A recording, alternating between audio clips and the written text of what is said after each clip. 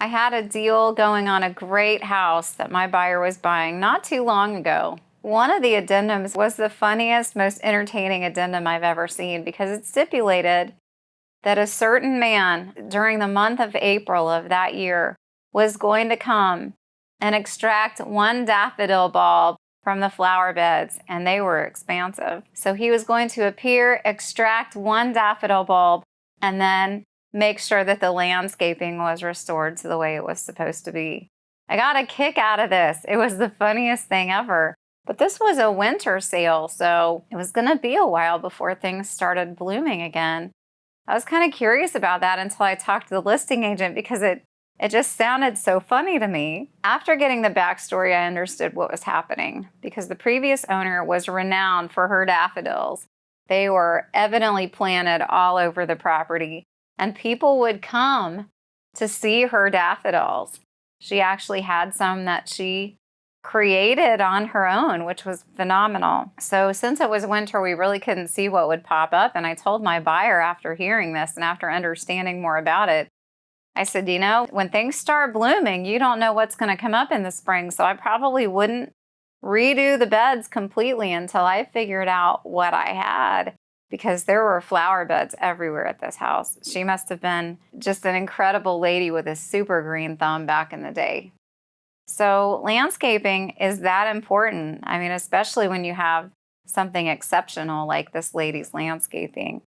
But it is really important to buyers that the house be well landscaped. What I've found though, we think of lush gardens with all of this growth, not really what people are looking for. People are looking for simple and beautiful when they look for landscaping.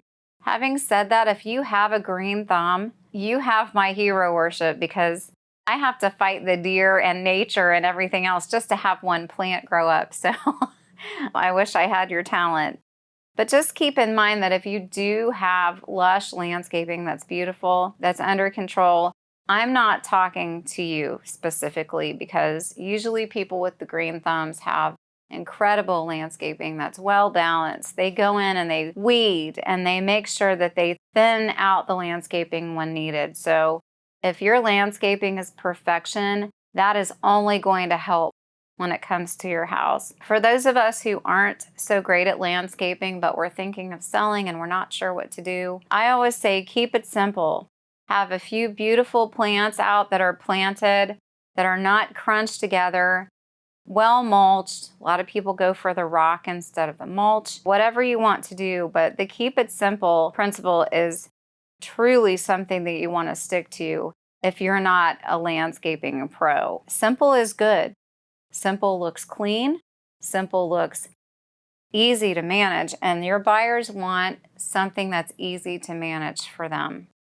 So no fault in keeping that landscaping simple and beautiful. In fact, it's encouraged if you aren't one of the top-notch green thumb type homeowners out there. So if you're buying in, like my buyer, if you're buying in the winter, in that late fall winter market, maybe early spring too, before everything starts growing, it's going to be really hard to see what you do have in terms of landscaping. If you know that you're just tearing everything out and starting again, you really don't have to wait to see what pops up. But if you don't have a vision, it's probably better if you do wait and see what pops up and maybe get in the game a little later after you see what's blooming in the spring. That'll tell you a whole lot. If you're buying in full spring, in the full swing of spring, or in summer, you pretty much have a good idea of what you have, so that when the fall rolls around, you'll be ready to go ahead and jump on that landscaping and make the preparations that you want for the following season.